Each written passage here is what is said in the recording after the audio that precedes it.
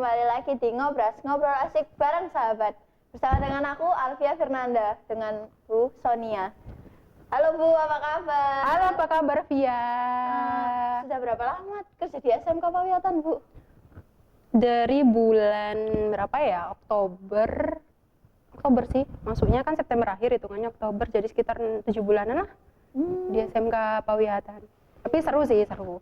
Betah dengan anak-anak yang wow, super ya gitulah, tahu sendiri ya. Teman-teman kamu gimana gitu. Iya. Terus gimana tanggapannya Bu kalau misalnya anak-anaknya kayak nakal gitu? Gak mau ngerjain tugas atau lagi game. Mana ya, kalau misalnya yang di kelas nih ada yang ngegame atau tidur, ya pastilah saya tegur. Saya tegur, terus saya ingetin. Tapi kalau misalnya anaknya masih gitu, ya sudah, terserah kamu mau ngapain, yang penting jangan ganggu teman-temanmu. Itu aja sih, saya nggak mau ngambil pusing. Udah, pokoknya jangan tidur, terus kamu bangun tidur, jangan HP-an, jangan ganggu temenmu, wes gitu aja. Intinya jangan ganggu temennya. Jangan ganggu temennya, kan banyak teman-temannya juga yang masih mau belajar. Iya. Jangan kalau dia main ngegame, pasti mulutnya juga ikut ngomong dong. Nggak tangannya doang yang gini, mulutnya juga kata-kata, semua kata-kata pasti dikeluarin. Kan ganggu temennya yang belajar. Ya, makanya biasanya HP-nya saya ambil, tuh saya sita, nanti setelah pelajaran saya kembalikan lagi. Tuh. Gitu. Tapi kalau semua yang main game, kayaknya ya sudahlah ya, pasrah aja. Sabar aja ya Bu ya. Mau tanya nih Bu, gimana caranya Ibu jelasin materi itu biar mudah dipahami sama anak-anak? Biasa saya itu ngerangkum dulu, misalnya kan bab 1 kemarin itu kelas 10 materi statistika. Saya biasanya ngerangkum dulu, nulis sendiri, dirangkum dulu, bagaimana anak-anak ini supaya paham dengan materi yang simple. Pokoknya inti dari materi kan kalau di buku itu biasanya terlalu bertele-tele. Jadi saya biasa ngerangkum dulu, setelah itu saya jelaskan, saya kasih contoh soal, saya kasih latihan soal. Seperti itu sih. Gitu. Terus apakah ada kunci jawabannya sendiri gitu Bu? Ya kalau soal ya pastilah ada jawabannya. Kan nggak mungkin soal nggak ada jawabannya, nggak mungkin. Pasti setiap soal, setiap pertanyaan kan pasti ada jawabannya, ya kan? Kamu nanya saya jawab kan? Ya iya. Ya sudah. Kalau rumusnya gimana Bu? Satu contoh rumus saja. Rumus apa ini? Terserah. Banyak ya, matematika. Yang gampang aja Bu. Yang gampang sih saya biasanya lebih suka rumus Pythagoras. Tahu nggak? Masih ingat nggak rumus Pythagoras? Enggak. Yang segitiga siku-siku, Ya. sisi miring kuadrat, itu sama dengan sisi tegak kuadrat ditambah sisi datar kuadrat. Itu pasti dipakai. Itu sama rumus ini diskon. Ayo, biasanya kan diskon. Biasa kan kalau di toko-toko kan biasa menghitung diskon. Nah, itu harus diingat sih itu. Biar bisa ngitung, jangan belanja tok. Harus bisa ngitung diskonnya berapa. Aduh, gimana ini kalau saya nggak bisa ngitung Bu? Ya harus bisa ngitung loh. Sabar Bu, sabar. Matematika kan apa ya, penerapannya kan banyak di kehidupan sehari-hari kayak itu tadi. Contohnya diskon, jual beli, kembalian, terus banyaklah penerapannya. Itu hal sepele tapi tanpa kamu sadari itu matematika. Sebuah kegiatan yang berhubungan dengan matematika, penerapan ilmu matematika yang sederhana. Tuh. Ada lagi? Apa teknik pelajaran matematika tersuksesnya Ibu? Kayak pembahasan paling sukses gitu, anak-anak bisa nangkep. Dengan cara main game sih. Dengan Contoh cara gamenya main gimana? game. Contoh gamenya apa ya? Waktu itu saya lupa, pokoknya ngerjain soal kelompok, nanti maju di depan nyari jawabannya. Jadi ada kertas-kertas yang jawabannya, terus kelompokan ngerjain waktu itu tentang soal aritmatika, deret aritmatika. Cuman tantangannya yang susah, saya nggak bisa nerapin setiap bab game itu karena ya tadi saya harus nyari yang cocok sama gamenya apa, kan nggak setiap materi itu cocok. Terus kedua, yang dengan jumlah siswa yang banyak, kan kelompoknya pasti banyak, itu memakan waktu gitu, nggak cukup untuk 1-2 kali pertemuan, itu nggak cukup, biasa sampai 3-4 kali pertemuan, dan itu memakan waktu sih gitu. Gimana cara menanamkan diri gitu loh Bu, biar suka aja sama matematika? Em, Gimana ya? Ya harus sadar lah kalau misalnya matematika itu tadi dipakai dalam kehidupan sehari-hari. Kamu nggak bisa penjumlahan, kamu nggak bisa pengurangan. Ada loh siswa SMP, dia nggak bisa, masih bingung tentang pengurangan, penjumlahan. Masih banyak yang seperti itu. Ya kamu harus menerapkan, oh iya saya ilmu matematika ini bakalan saya pakai sampai seterusnya, walaupun nggak semua materi matematika itu nanti akan terpakai, tapi kan yang umum-umum saja kayak tadi. Jadi lebih ke itu tadi sih, harus sadar bahwa ilmu matematika itu penting, tanpa kita sadari ya dipakai dalam kehidupan sehari-hari gitu.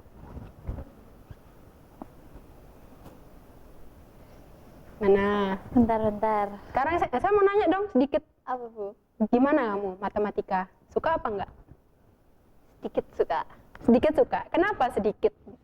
Kenapa ini sedikit? Sekarang saya yang nanya ya, saya yang nanya. Kenapa sedikit? Ya karena membosankan aja, Bu. Kan Membosankan. Oke. nggak seberapa suka ngehitung gitu loh. Terus, tapi bisa.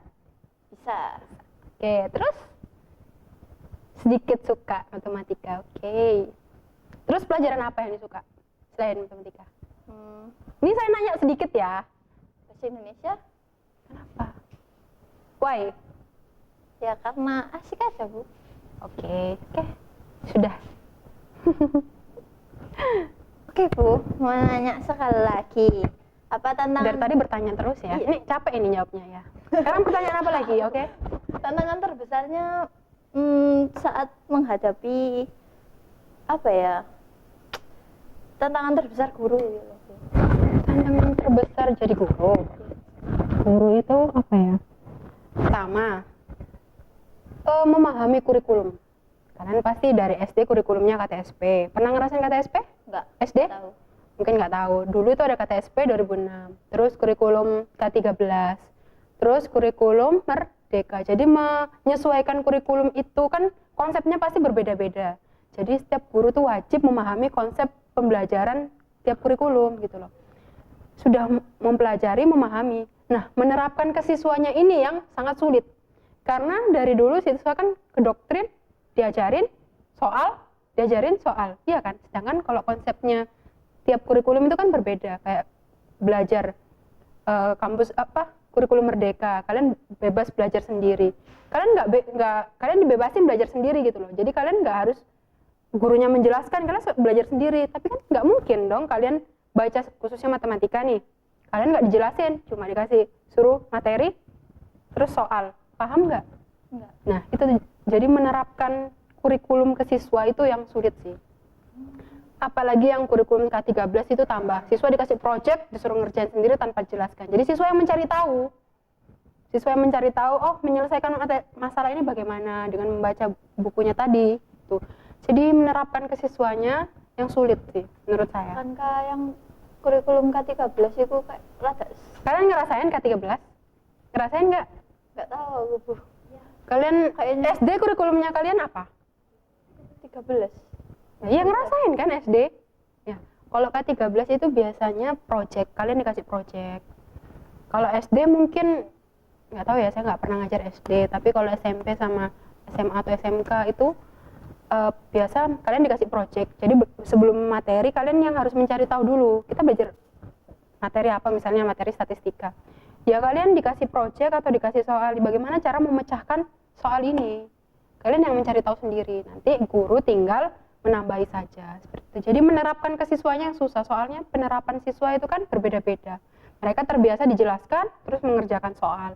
Jadi penerapannya ke siswa itu yang pertama. Terus yang kedua, menghadapi siswa dengan berbagai karakter. Ada yang berbagai karakter dan berbagai sifat itu sangat susah. Dan juga kan setiap siswa kan pasti punya masalah pribadi masing-masing.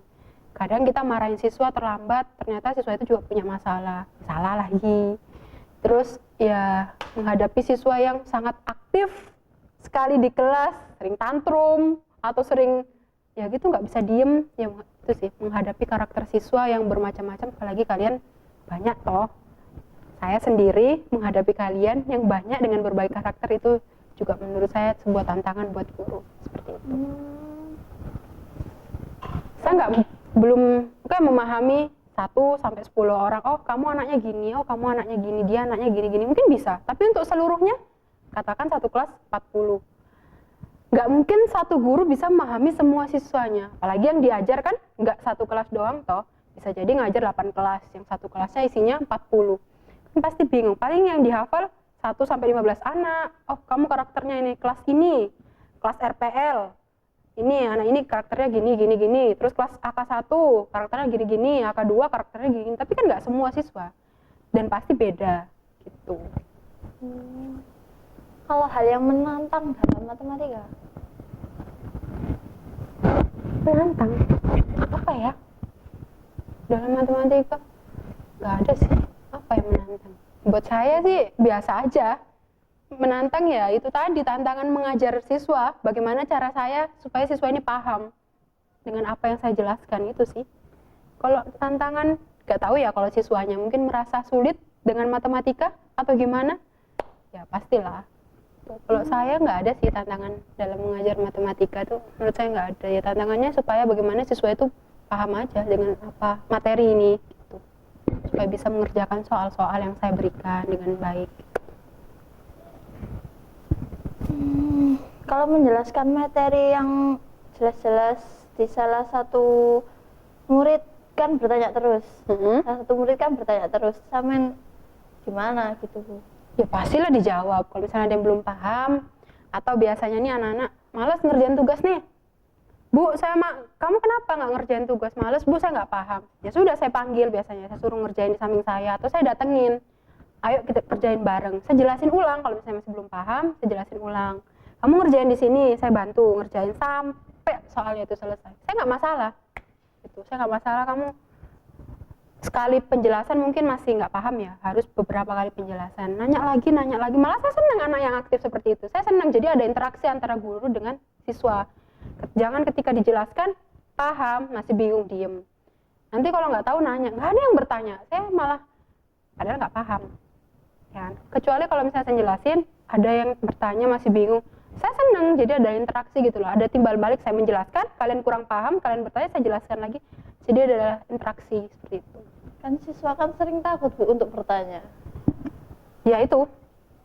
Ya itulah kelemahan siswa. Bukan takut sih, kebanyakan males siswa itu. Alah nantilah, ngerjain soal nanti nyontoh lah. Seperti itu biasanya, ya kan? Iya sih. Terus siswa biasa ngerjain tugas gini. Duh, nanti nyontoh si ini aja si pinter. Nyontoh. Tapi contoh misalnya, nulisnya tuh 1. Ternyata tulisan temennya ini kayak 7. Diikutin tulis 7. Berarti salah kan? Jadi mereka tuh sering menjiplak jawaban temannya tapi salah. Gitu loh. Mereka nggak teliti ya, sanggar. Ya sudah lah, asal menjiplak aja gitu. Jadi ya gimana ya, anak-anak juga kalau kadang disuruh bertanya nggak mau bertanya, padahal belum paham, itu hal yang biasa sih. Tapi saya lebih senang anak yang aktif bertanya. Kalau memang malu bertanya, datangin saya. Biasa kalau kalian malu bertanya, datangin saya, tanya di samping saya nggak masalah. Gitu. Biasanya saya gitu. Kalian kerjakan di meja saya sini, saya bantu, silakan sampai selesai. Banyak yang gitu. Misalnya memang belum selesai. Tuh. Terus kalau tapi soal matematika itu kan melelahkan ya Bu ya? Melelahkan bagaimana ya? Ya, melelahkan. Nggak melelahkan, cuman memang ada beberapa materi yang step by step pengerjaan soalnya itu panjang. Gitu. Contoh, sistem persamaan linear 2 atau 3 variabel. Itu kan biasanya cara yang mudah untuk menyelesaikan, khususnya yang 3 variabel ya. Itu kan pertama menggunakan cara eliminasi. Sudah mendapatkan 2 nilai X atau nilai Y-nya, kan misalnya ada 3 variabel X, Y, Z. Kan untuk mencari nilai X sama Y-nya ini kan pakai cara eliminasi. Nanti sudah dapat X sama Y-nya, dimasukkan ke dalam salah satu persamaan, yaitu untuk mendapat nilai Z-nya. Jadi memang stepnya itu yang panjang, jadi kayak banyak anak-anak yang bosan ya. Apalagi kalau satu aja salah hitung, yang harusnya jawabannya 30, malah mereka jawabnya 28. Pasti ke bawahnya juga pasti salah. Jadi mereka pasti udah males. Ya nggak? Kamu gitu nggak? Iya. Ayo, males. Ini gimana sih? Pasti nanya ke temannya ya. Ini gimana sih kok jawabanku beda? Ini gimana sih? Pasti bingung sendiri. Padahal kesalahannya di perhitungan.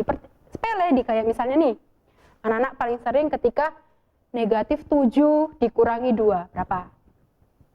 Ayo, negatif 7 dikurangi 2. Negatif 5. Negatif 7. Kamu punya hutang 7. Utang lagi 2. Jadi utang kamu?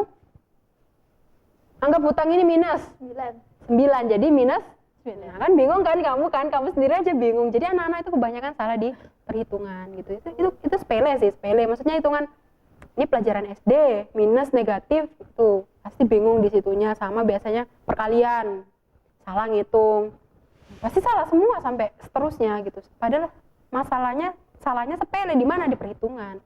Caramu udah benar, pakai eliminasi terus pakai substitusi benar, tapi salah kok, jawabannya beda, salahnya di perhitungan. Biasanya gitu anak-anak. Kamu juga biasa gitu ya? Iya. Ya. Kok beda sih jawabanku sama jawabanmu? Kenapa? Padahal caranya sama. Ya itu balik lagi, perhitungannya yang salah. Tuh. Berarti kurang teliti saja ya, Bu? Iya, ketelitian itu penting. Ketelitian, soalnya satu aja salah semua. Satu aja salah semua. Sulit ya berarti? Nggak sulit sih, memang butuh ketelitian aja dalam perhitungan gitu. Harus benar-benar ngitung perkalian, terus kayak tadi minus ketemu minus, negatif 7 dikurangi 2, negatif 9. Kadang anak-anak, kayak kamu tadi jawabnya negatif 5, atau jawabnya nanti 9 aja nggak pakai negatif, kan bisa aja kayak gitu. Jadi benar-benar perkalian juga, ketika perkalian negatif dikalikan negatif kan hasilnya positif. Perkalian negatif dikalikan positif kan hasilnya negatif gitu. Jadi perlu diperhatikan hal-hal kecil sih, itu sepele, cuman ya kalau salah ya salah semua gitu. Salah satu salah semua sampai ke bawahnya, walaupun metode yang kalian pakai udah bener. Pertama pakai cara eliminasi, terus kemudian substitusi benar, tapi perhitungannya salah, ya sudah salah semua, jawabannya pun salah. Kamu nggak akan pernah misalnya jawabannya pilihan ganda, kok nggak dapet, padahal caranya udah bener, ya berarti perhitungannya yang salah. Perhitungannya doang nih. Perhitungan masalah sepele ya, perhitungan aja. Sepele. Waduh, gimana ini? Kemarin kalian belajar sistem persamaan linear kan? Iya. Variabel itu sulit nggak menurut kamu? Sulit sih, Bu. Sulit. Terus fungsi kuadrat, kan kemarin sistem persamaan, terus fungsi kuadrat, terus sekarang masuk statistika. Kemarin semuanya belum sempat jelasin ya? Iya. Di antara dua ini mudah yang mana? Persamaan kuadrat mungkin. Persamaan kuadrat, fungsi kuadrat. Iya. Ya, fungsi kuadrat yang rumus ABC itu ya, kofaktoran dan rumus ABC. Iya. Oke. Lebih mudah di ABC-nya sih, Bu, menurutku, Bu. Ya, soalnya tinggal masukin ABC-nya kan ke dalam rumus kan. Iya, gitu. kalau menurutku kalau faktor itu kayak bingung aja, bukan apa ya? Kemarin yang saya kasih itu kan sudah jelas persamaan kuadratnya, misalnya x kuadrat ditambah 8x dikurangi 9. Sudah, A-nya berarti 1, B-nya 8, C-nya min 9. Sudah jelas. Bagaimana kalau saya kasih soal literasi? Ayo, pasti bingung. Iya sih, Pasti bingung gitu. Jadi tips sih, ini sedikit tips ya. Kalau misalnya kalian lebih baik banyak latihan soal daripada menghafalkan rumus. Tetap rumusnya dipelajari, tapi lebih baik harus banyak latihan soal, supaya latihan soal yang kalian pelajari aja kayak sistem persamaan, terus fungsi kuadrat sama statistika. Itu di LKS kalian kan banyak soal-soalnya, sering banyak latihan itu aja. Tetap rumusnya dipelajari. Cuman kalau kalian banyak latihan soal, pasti kalian sudah, oh ini soalnya gini, pasti pakai rumus cara gini, pasti kalian sudah terbiasa gitu, daripada kalian menghafalkan rumus soal. Ini soalnya apa? Padahal kalian dapat rumus. Ini soalnya kok kayak gini. Terus pakai rumus apa ini? Bingung. Padahal kan sudah hafal beberapa rumus. Apa bingung? Jadi nggak, malas akhirnya ngerjain, bingung, terus buyar. Iya. Nggak mau ngerjain, ya nggak? Iya. Terus akhirnya, terus nyontoh, ya kan? Kebanyakan anak-anak itu seperti itu. Jadi sih, Bu. LKS-nya itu sering dikerjain. Kan LKS kan lebih banyak latihan kan timbang materi. Iya. Nah, itu. Berarti berbanyak latihan soal saja. Lebih banyak latihan soal aja, dicari-cari juga di internet. Apalagi kalau mendekati ujian gitu. LKS-nya dipelajari, dikerjain soal-soalnya, lebih banyak tipsnya itu tadi, lebih banyak ngerjain soal. Jadi kalian sudah terbiasa soal literasi, khususnya soal literasi ya. Kadang anak-anak itu bingung, ini soalnya tentang apa sih? Soalnya literasi kan banyak, bisa statistika dibuat soal literasi bisa. Terus sistem persamaan linear juga, ya kan ada soal literasinya kan. Terus fungsi kuadrat juga bisa dijadiin soal literasi. Nanti kalian bingung, ini literasi, ini soal literasi, tapi ini materinya apa? Bingung. Materinya apa? Padahal itu materinya tentang statistika, kalian ngerjainnya sistem persamaan linier. Ya kan sudah keliru di pemahaman soal. Tuh.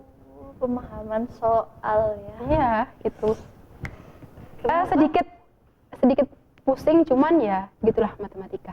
Makanya saya nggak sejenius itu juga ya. Saya juga kadang ngerjain masih sering keliru, masih sering salah hitung, itu wajar lah. Gitu. Jadi ya banyak-banyak latihan aja. Banyak latihan ya Bu. Kasih tipsnya. Kalau misalnya ada nih murid yang nggak bisa ngerjain karena alasannya nggak paham, apa perlu? Ya itu tadi yang seperti saya sampaikan tadi, saya jelasin ulang atau enggak saya panggil suruh ngerjain di samping saya, atau saya datangin anaknya, saya bantu kerjain sampai selesai sampai paham. Biasanya saya ngejelasin 2 atau 3 nomor, saya bantu, terus sisanya kerjain sendiri, biasanya gitu, sampai anaknya tuh paham. Tapi biasa anak-anak tuh sering kumpul di meja saya, Bu ini gimana gitu. Nggak tahu sih kalau kelas kalian ya. Kelasku sih terlalu mandiri sepertinya ya. iya seperti. Jadi ngerjainnya sendiri, nggak apa-apa kalau pas saya ngajar kalian bingung, nah di samping saya kalian ngerjain nggak masalah. Anak-anak kelas lain juga seperti itu biasanya, saya nggak masalah. Saya malah senang seperti itu, jadi ada interaksi sama kalian daripada diam-diaman kalian nggak tahu. Ya sudah. Iya sih Bu. Apalagi matematika ini bukan bahasa Indonesia ya, ini matematika, hitung-hitungan. Iya. Nah, tuh. Cukup sulit ya Bu. Karena anak-anak itu kayak males saja gitu loh Bu.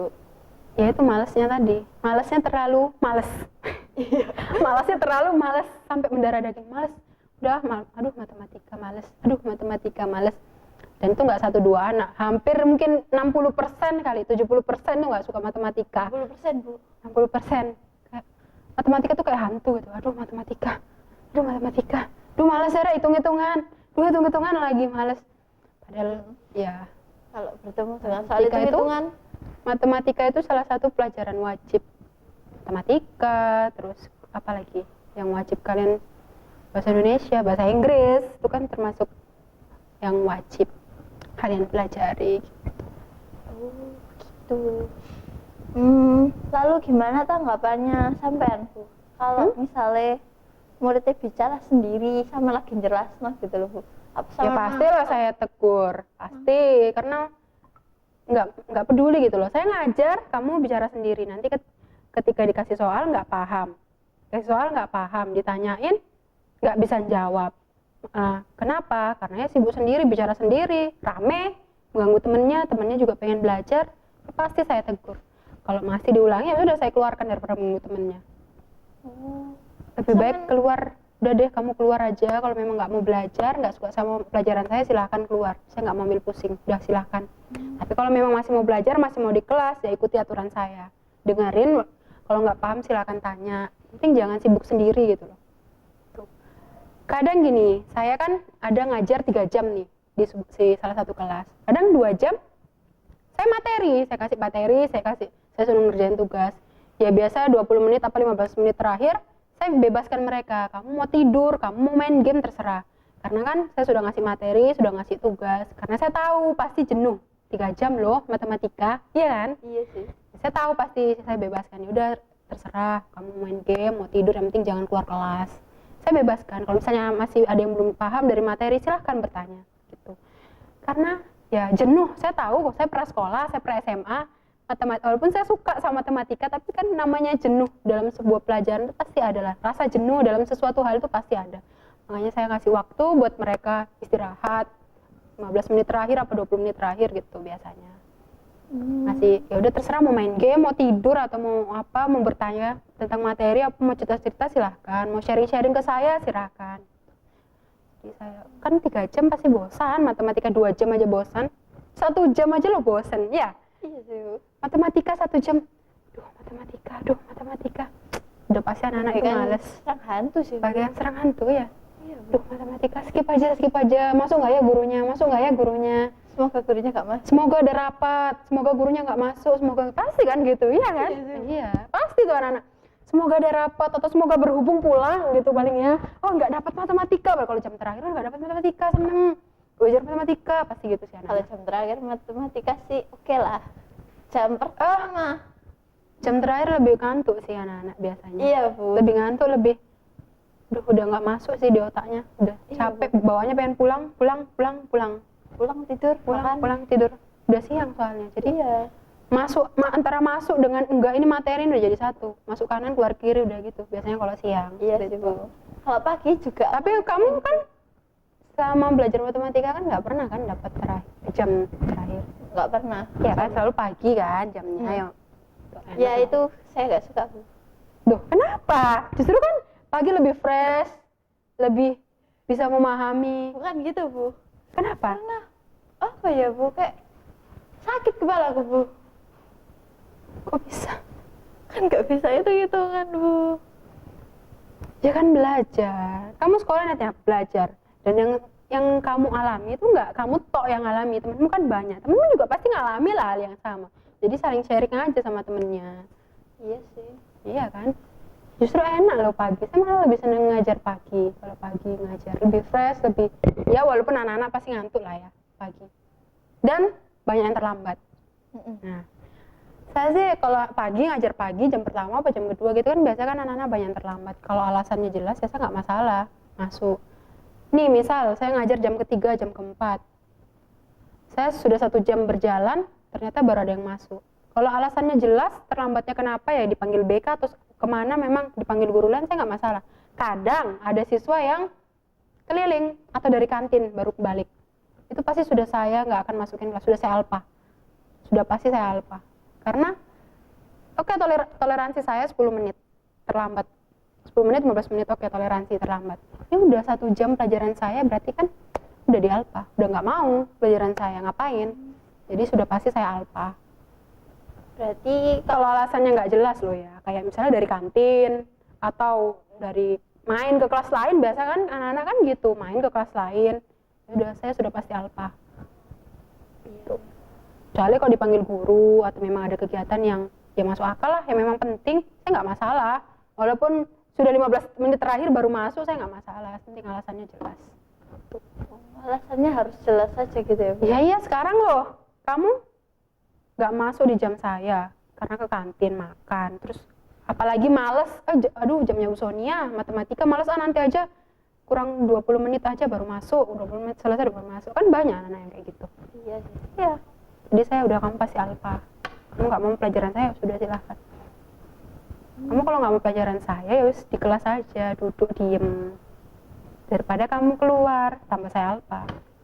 Berarti lebih baik di kelas ya Bu. Ya iyalah, sekarang apa yang tujuannya sekolah apa? Belajar kan? Iya. Terus ngapain ke kantin? Kan ada jam istirahat. Terus ngapain juga main ke kelas lain? Apalagi kelas yang jurusannya beda. DKV mainnya ke AK, AK mainnya ke DKV. Ngapain di jam pelajaran? Mau tuker kelas? Ya kan nggak mungkin ya. Kan pasti pelajarannya beda. Kalian kan ada pelajaran khusus jurusan. Iya Nah, sih. gitu. Iya. Ada lagi? Ada lagi pertanyaannya? Aduh, gimana ya ini? Kata nggak mau menerima matematika Bu. Duh, kok bisa? Nggak boleh kayak gitu. Harus tetap dipelajari. Banyak-banyak latihan soal aja ya Bu ya. Kalau banyak-banyak matematika latihan itu. soal, ya. Udah sih Bu, itu aja Bu. Makasih Bu.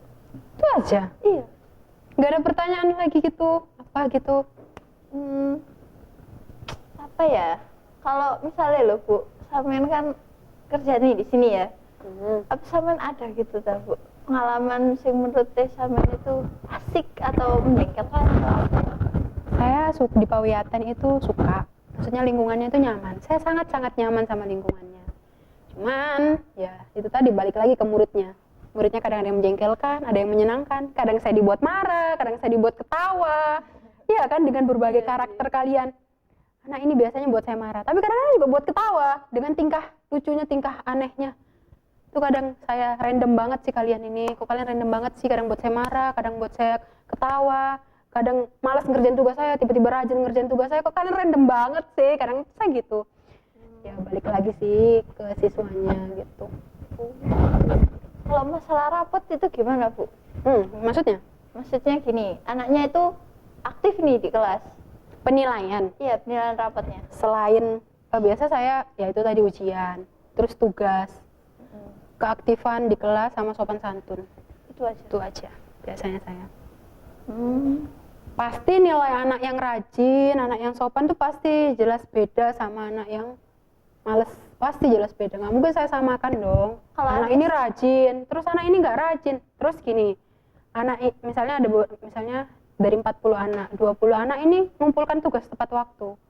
Nilainya 100 dong. Terus sisanya 20 anak ngumpulinnya telat-telat. Pasti saya buat nilainya itu di bawah itu, entah 90, entah 80, tergantung waktunya yang mengirimkan. Waktunya mereka ngumpulkan. Itu ya. Kan nggak adil dong buat temennya yang rajin. Sekarang saya nanya, kamu ngumpulin tugas tempat waktu. Terus temenmu baru ngumpulin 2 minggu. Dengan alasan males ngerjain. Terus itu pun ngerjainnya karena nyontoh, mau nilaimu sama. Nggak mau lah Bu. Nggak mau, kamu sudah effort nih ngerjain sendiri, ngitung sendiri, terus temenmu tinggal nyontoh, lama lagi ngumpulinnya, iya kan? Kan nggak adil buat teman-teman yang lain. Jadi gitu sih. Oh, gitu sih. Oke, makasih Bu. Iya, sama-sama. Udah nggak ada lagi? Udah nggak ada lagi. Semangat ini menjawabnya ya. Untuk hari ini, udah. Berarti moodnya Ibu lagi bagus ya Bu ya? Kayaknya selalu bagus ya, tapi kadang juga nggak bagus sih. Oke, terus makasih saran sama nasihatnya tadi. Iya, sama-sama Via. Semoga membantu saya. Ya ke semua teman-temannya juga sih, buat yang nonton juga sih ya, tentunya. Ya. Udah.